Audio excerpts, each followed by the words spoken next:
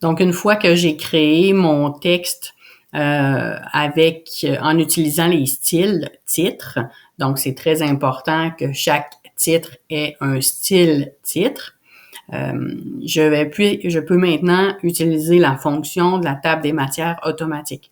Alors, voici, j'ai 5 sections. Donc, les 5 sections ont un style titre. Donc, ici, c'est toujours le même parce que j'ai pas plusieurs styles de titres dans ce texte-là. Donc, ici, alors, tous des styles titres, puis mon texte est en mode normal. Donc, là, les styles ont été utilisés de façon correcte et de façon à permettre la construction d'une table des matières. Donc, on est en mode normal pour tout le texte et en mode titre pour tous les titres des sections. Donc, une fois que ça, c'est fait, je peux aller insérer ma table de matière. Donc, si je veux que ma table des matières soit sur la première page, mais que je veux qu'elle soit sur une autre page que ma première section, donc je peux faire un saut de page.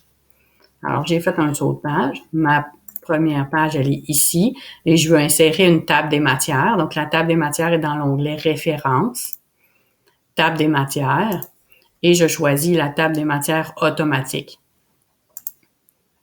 Donc, une fois que j'ai choisi, elle n'est pas sur la bonne page, il va falloir que je la change. J'ai probablement pas mis mon code à la bonne place, donc je vais afficher mes codes. J'ai mis ma table de matière après le saut de page. Donc, c'est pour ça que ça n'a pas fonctionné. Je vais aller l'enlever. Alors, je vais mettre ma table des matières avant le saut de page. Alors, référence, table des matières, table automatique. Donc, automatiquement, la table des matières se construit toute seule. Et voici là les différents titres. Donc, tous les éléments qui avaient des styles titres ont été placés automatiquement dans la table avec les numéros de page aussi qui sont automatiques.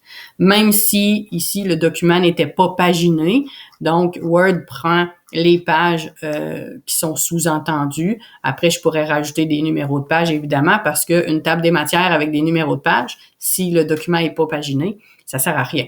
Donc, ici, je vais effacer mes codes. Alors, pour insérer la table des matières, la première chose à faire, c'est de s'assurer qu'on a des styles titres. Donc, on a utilisé des styles titres.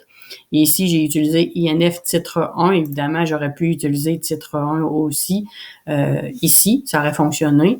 Donc, l'important, c'est qu'on utilise là, des titres, des styles titres pour être capable de faire la table des matières. Une fois que les styles titres sont placés partout, ensuite, on a juste à créer la table des matières en allant dans Références, table des matières, table automatique, et elle va se créer toute seule automatiquement. Si je change des sections de page, donc par exemple, si j'envoie ma section 2 sur une autre page, pour avoir une seule section par page, alors quand je fais mes changements, les numéros de page ne changent pas dans ma table des matières, sauf si je le demande. Alors, j'ai juste à cliquer dans ma table des matières, mettre à jour la table. Si j'ai juste des numéros de page qui ont changé et les titres n'ont pas changé, j'ai juste à cocher ici, mettre à jour les numéros de page uniquement. Mais si j'ai changé des noms, donc si j'ai changé des titres, à ce moment-là, je mets mettre à jour toute la table. Moi, de préférence, je fais toujours mettre à jour toute la table au cas où j'ai fait un changement puis je m'en souvienne plus. Donc, automatiquement, elle va se mettre à jour et tous les numéros de page ici ont changé en fonction des changements que j'ai faits après. Mais il faut toujours faire le changement dans la table de matière pour que les modifications soient faites.